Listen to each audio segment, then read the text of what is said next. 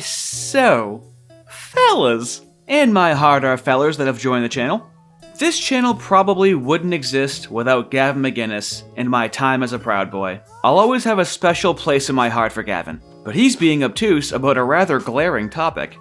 Nick Fuentes gives Gavin some basic and soft pushback, which is understandable as he is becoming more mainstream. So, I want to clarify and go a little deeper into Nick's friendly pushback. We're gonna have some fun right now. Let's go. I have so much to talk to you about. We have limited time. I guess we should get the Jews out of the way, because I agree with you on pretty much everything, but I'm a Jewophile. Yeah. Zionist, love them. Does that like churn in your gut when I say that? No, I really. love Jews. Okay, that's I guess just to sort of start at the end, and then we'll go do all the fun stuff later. The biggest thing I want you guys to know is that the Jews are not a monolith. And we've had this argument before. Yeah. And you go, yeah, well, I feel like there's a kinship there. And there absolutely is not. Oh, Gavin, shove another dildo up your ass, why don't you? However, the reason why I make more content on communist and James Lindsay and his followers is because they're all bad. Very succinct messaging. There's no good communist or followers of James Lindsay. The issue with the Juifs is that they're not all bad. So this is the issue you're always going to run into. That having been said, les Juifs are historically the most insular and subversive group to ever exist. The Talmud issues commands to treat Gentiles worse. This all becomes easier to understand when you stop viewing it as a religion and just view it as tactics. This is why we see such a huge crossover with communists, because it's just tactics. This is like Gavin saying not all black people are bad, but he's had a blacks behaving badly segment on his show for years. So let's do this. Let's compare Gavin's arguments toward the black community. How annoying is it when you're trying to talk about the problems of the black community, and some leftist says, well, it's not all of them. That's what Gavin is doing. I believe unknowingly, but that's why it's really frustrating to hear him say that. And that's how Orthodox and Hasidic and even secular Jewish conservatives feel about these ADL, SPLC Jews. Right. Well, yeah, I talked about that on my show the other night. ADL just got kicked out of the FBI, and who was celebrating it was the ZOA. It was Mort Klein, it was Ben Shapiro, it was Joel Pollack at Breitbart, and you're right, they've all been anti-ADL ever since 2015, because that's when Jonathan Greenblatt took over, and he's a Democrat partisan. Terrific. Let's start with the ADL. They've been around for 112 years, since September of 1913, but they're formally known as the Anti-Defamation League of B'nai B'rith, a New York-based international non-governmental organization that was founded to combat anti-Semitism as well as other forms of bigotry and discrimination. The ADL is known for its pro-Israel advocacy. But wait a minute, what's B'nai B'rith? B'nai B'rith was started 182 years ago in October of 1843 when slavery was still legal. Currently with their location in Washington, D.C. It means Children of the Covenant and is a non-profit Jewish service organization. B'nai B'rith states that it is committed to the security and continuity of the Jewish people in the State of Israel and combating anti-Semitism and other forms of bigotry. So, Goyvin, even in just this example of the ADL, it's been backed by an international Jewish fraternal organization since 1843, and they've been anti-white. Wouldn't you say, buddy? Let's continue. But I would say that what is the cause of the conflict? It is an internal battle. It's an intra-Jewish conflict. And what I mean by that is they're debating about ultimately what is best for the Jews. And the left-wing Jews believe in liberal universalism, that that's the best for the Jews. And these more, the Israeli right, the American right in Jewry, they think that Israel needs to be as strong as possible and as identitarian as possible. That's a last refuge. I disagree. I think they want what's best for the West. And you know how many Jews hate Israel, right? Like even Hasids in Israel, the reason they refuse to join the IDF is because they don't support Israel. They say we're here too early. We're supposed to wait for Christ. Right. So within the Jew world, within the Jays, the animosity towards Israel is, I'm just pulling this out of my ass, I'm going to say 50%. I just want you to be aware of how many Jews do not support Netanyahu's policies. And that includes Israel, that includes American Jews. My family's been terrorized by my neighbors who are disproportionately Jewish, but they're secular Jews. They're atheist Jews. They are Marxists. They're Bolsheviks. Yes, Goyven. The crux of every criticism of Le Juif is their disproportionately high representation in specific areas of society. But let's leave that aside for a second. Goyven doesn't seem to realize the criticisms he has of the left and communists are their tactics, beliefs, and behaviors. Those tactics are 2,500 years old. They are derivative. They are tactics, which is why they mesh so well with a certain demographic disproportionately. I mean, Goyven, why do you go so hard on the black community? I want you to know they're not a monolith. There's anime blacks, sports blacks, cowboy blacks. So when you say black people, it sounds like you're lumping them all into the same category. To which Goyven would say, I don't give a shit. Do you see how they're impacting society? Which is exactly what Nick's position is. The difference is that Nick is criticizing people that have had international organizations in the United States since 1843, now located in DC, to advocate for themselves in this country internationally, which should be assigned a higher priority than hoodlum activity on the street. We gotta update the prescription on your glasses, bud. You're nearsighted. You can see things that are happening in front of you, but things that are further away are blurry, and so you have a vague shape of what they are. You know, I think one big difference between you and I is when you think of Holodomor, you think of Jews. When I think of Holodomor, I think of atheists. And once you're an atheist and a communist, you're not part of a religion. Right. You're everything wrong with humanity. And that's who I want to focus the beef on. Everything wrong with humanity, and so that's who you want to focus on. Same. Let me bridge this gap, Goyven. Can someone be an atheist Jew? The answer is yes, because you can be ethnically Jewish and also atheist. Already, possibly, a little sneaky. It's always shifting between, it's almost like gender fluid, shifting between ethnicity and religion. So right now, Gavin's like, oh, but the religion aspect of it. But also, let's add another layer. Can you be a religious Jew and also an atheist? This is almost like asking what a woman is, where like you would assume that the answer is obviously no. But is there a way? Would that be crazy if there was a way? Would it sway you at all whatsoever if there was a way to be a religious Jew and an atheist at the same time? Why, as it turns out, yes. You can be a religious Jew and an atheist by identifying with the Jewish people through culture, heritage, and ethical values, while holding atheistic beliefs. This is possible because Judaism has both religious and ethnic cultural aspects, and some branches of Judaism, particularly non-Orthodox movements, emphasize practice and communal identity over specific beliefs in God. Many people identify as Jewish atheists who may observe traditions, uphold Jewish ethics, and feel strong connection to Jewish culture and history, even without believing in a deity. Just for a frame of reference, can you be a religious Christian and an atheist? No. You can't be a religious Christian and an atheist simultaneously because the definitions are contradictory.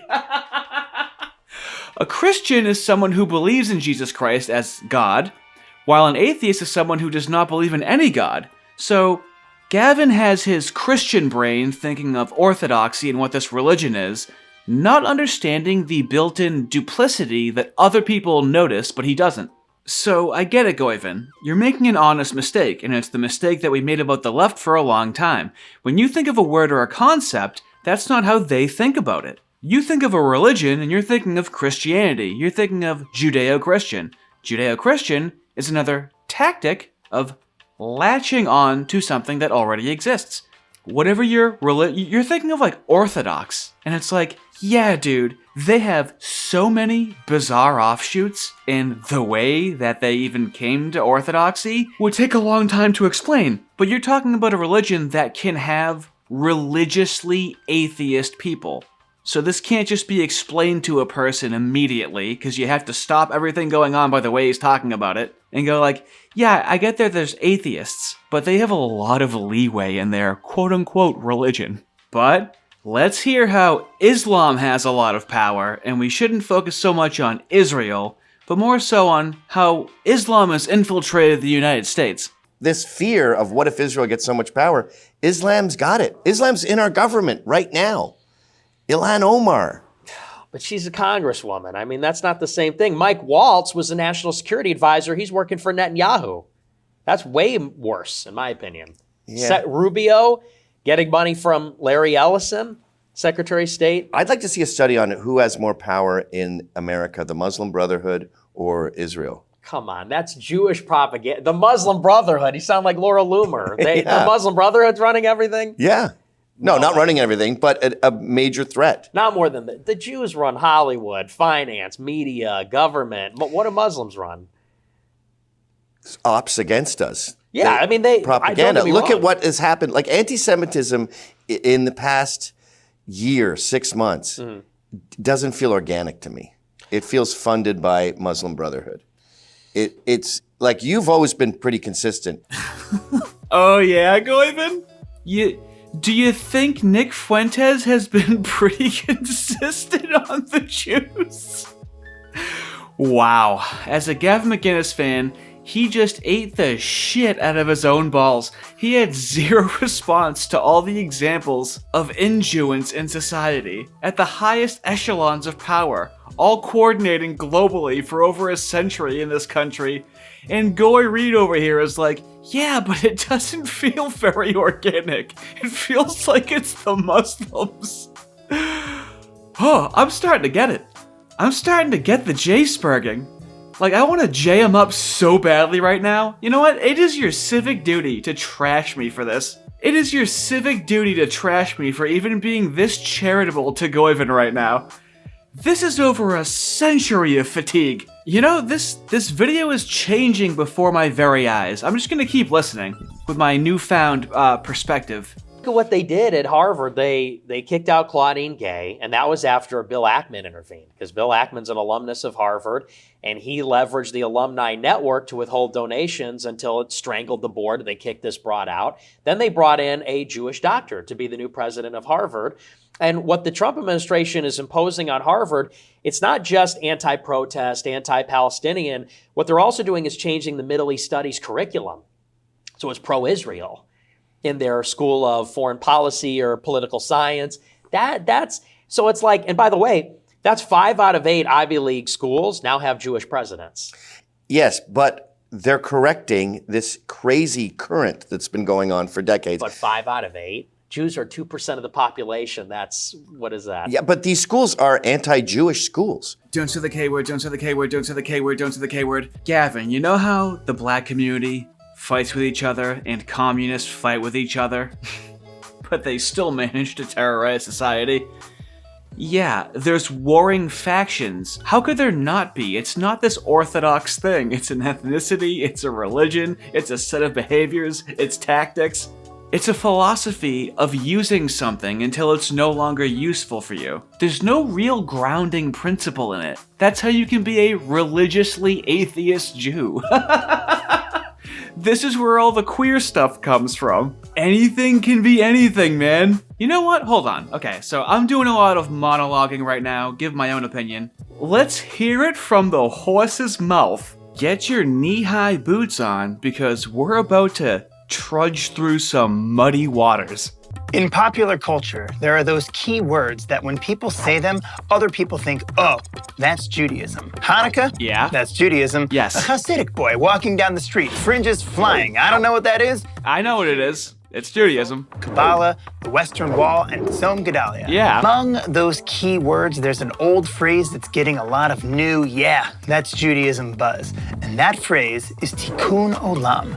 It literally means fixing the world, but its go-to translation today has become Jewish social justice. see how we're muddying the waters a little bit? And it seems like the whole time we've been calling them SJWs, it should have been JJWs. It seems like this concept has been around for a couple thousand years, and we ascribe it to the left. Seems to be kind of baked into the quote-unquote religion. Continue. But what's Jewish about it? I mean, who doesn't want to fix the world? Is Tikkun Olam distinctly Jewish, or is it, just a really good secular idea? Well, look at how muddy these waters are. Yeah, how do we know it's not secular? I mean, just look at how it's written. That looks pretty secular, doesn't it? Does it really have any religious backing to it? Yes, the term Tikkun Olam has origins in the Talmud, where it initially referred to the rabbinic concept of preparing the world for the sake of social order, such as through legal adjustments. Over time, the meaning evolved with a later mystical interpretation in the Kabbalah, and a more modern, widespread association with social justice and global improvement. Do you see how it evolves, Gavin? Do you see how it kind of just is whatever it needs to be? And do you really have that with Christianity? Christianity, pretty masculine, pretty straightforward. There's some interpretation, but there's rules, damn it. So you're probably asking yourself, I know it's from the Talmud and it's rabbinical, but is it really Jewish? You're probably asking yourself that question because this is very duplicitous, and it's understandable that somebody wouldn't understand the Leviathan they're dealing with. The phrase Tikkun Olam does not show up in the 5 books of Moses or anywhere in the Hebrew Bible. It makes its first appearance in early rabbinic literature. Rabbis were fine-tuning laws in order to repair the world, or as they put it, for the purpose of Tikkun Olam. But it was not yet considered some great Jewish principle or a central tenet of Judaism. As key words go, it was just arriving on the scene. Around the year 300, it appears for the first time in the Jewish New Year's service.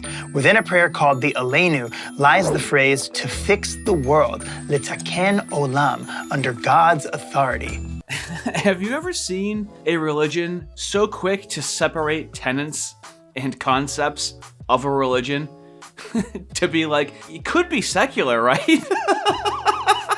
This is where the sneaky accusations come from. We're really muddying the waters. Yeah, like, you understand how men can be women, where this comes from, right? Why there's so much crossover, how anything can be anything, how a homeless white man can still be less oppressed than a billionaire black woman, right? You see how the confusion of these concepts comes together from this belief system. Flash forward 500 years.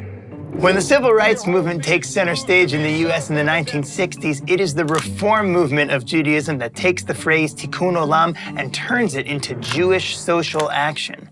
Oh, thank you so much for shoving your fat nose into our race relations in the country. Things have gone so well since then. Thank you so much for that. Does it seem like the world is getting more or less repaired since the 60s? As the old saying goes, the path to hell is paved with goy intentions. Tikkun Olam now becomes a point of concern within the greater Jewish community. There are those today who worry that the progressive approach to Tikkun Olam is assimilationist. Doing good deeds is fantastic, they say, but if it replaces Jewish observance and Torah study, then it is devoid of Judaism. Oh, that's comforting news to hear. You see, the real disagreement between the two different factions right here, Gavin, is that the Orthodox are thinking to themselves, hey, there's an issue with that. It might be assimilationist. The issue is that you might be assimilating.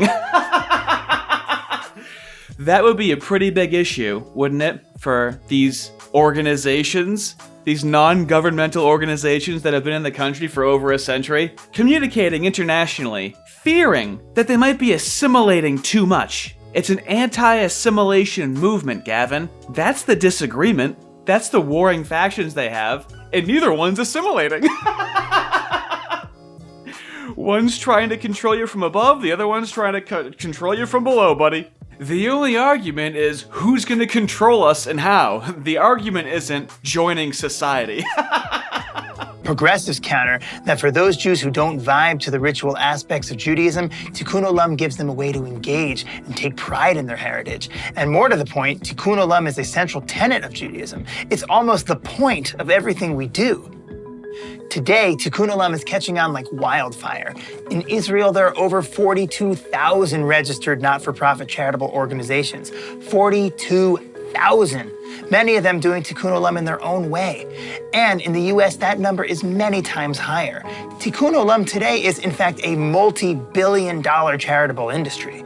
In the US, they're the big guns of Tikun Olam. They take care of Jewish communities in danger. Terrific! Over 100,000 NGOs in countries all across the world, coordinating for their own self-interest. Yeah, but have you guys thought about this?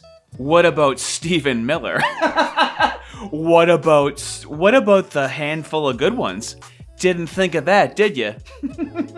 I think I actually broke the J key on my keyboard today. I think that a lot of Jews become communists because they are like subversive. I think they're This is a fundamental disagreement you and I have. I believe that if you embrace Marxism, you become an atheist, you're no longer a Jew. You believe Jew is an ethnicity that's in your bones and you can never leave it, and they never want to leave it. Yeah, well, it's an ethnicity, so yeah, it's genetic. It's matrilineal. So George Soros is a Jew. Yes, all day, yes. Okay, that's the fundamental disagreement we have, because his father was an atheist. He was raised on atheism. So I just see him as a Marxist saboteur with tons of money. But even religious Jews, they will look at secular Jews as like their wayward, prodigal This is the people. core of our disagreement. Mm-hmm. I totally fundamentally, everything else I'm like, I see what he's saying, maybe I go, but that is like a thump. That's a wall between us. Mm-hmm. I don't think they think that. I know they don't. Here, I'll call another Jew. Like, Jews fucking hate George Soros and feel no kinship with him whatsoever. That's my son. He's very excited to meet you, him and his friends. Hey, I thought I was watching you live. No, it's not live. Shalom. Oh, no way. Hey, shalom. These are some of the Jews who own me. So I'm here with Fuentes, and we really came down to our fundamental disagreement. And I've had this fight with him before. He believes that, like, even rabbis, Republican Jews, Orthodox Jews, they still feel an affiliation and a bond with someone like George Soros because he's an ethnic Jew and they're of the same cloth, in a sense. He's not 100% wrong about that, but it's... Okay, I'm not calling you guys anymore. This is not working out for me. No, but I'm saying he's not 100% wrong. All right, thanks for calling. I'm going to get back to this. No problem. Wow, these Jews are really letting me down. It was just L after L the entire time for Gavin, and the comments reflected that. But let's end it here. You can be religiously Jewish while also being an atheist. You can't do that in Christianity. I don't care about the other religions. I'm just guessing here, but I feel as though this is why a lot of Christians are educated in this particular religion, quote unquote, and passionately explain how it is incompatible with Christianity. You see, the right wing can't just shut down conversation with accusations of racism or anti-Semitism. Only the left and the Jews can do that. It's like they're one and the same. It's like one has been around much longer and has influenced the other one, and that's why there's so much overlap. But this isn't the first conversation these two have had on this topic. Nick is used to shutting down Gavin on this topic in brutal fashion, so I'll end it with that clip. Have a good one. Had to get rid of one religion, and it was Islam or Catholicism. Which one would you get rid of? Great question. Duh. What? What'd you say? Catholicism. What? Yeah. Of course. What do you think? Who do you think you're talking? Listen, You're on the debate stage with you guys Gavin. have to We've understand known. something. We've Well, known let him this. cook. Let him cook. Let me him say explain this. myself. You want to hear an explanation, or do you want my one word? No, we want the go off, please. All right. So here's the thing. Jesus was a real man, and he brought down a teaching, and he had a vast menagerie of writings. Came to Judaism from the enemy of my enemy is my friend. So when my friends prefer Islam to Catholicism, dude, I gotta say, The truth is that Well, yeah, he just admitted, and this is what we've been trying to tell you for a long time, Gavin. They would rather get rid of Catholicism. If they were given the choice between Islam and Catholicism, they would choose to get rid of Catholicism, just like they would choose to get rid of white people and white nations and replace them with Muslims. See a world without because they Islam view. and Hold on a second here.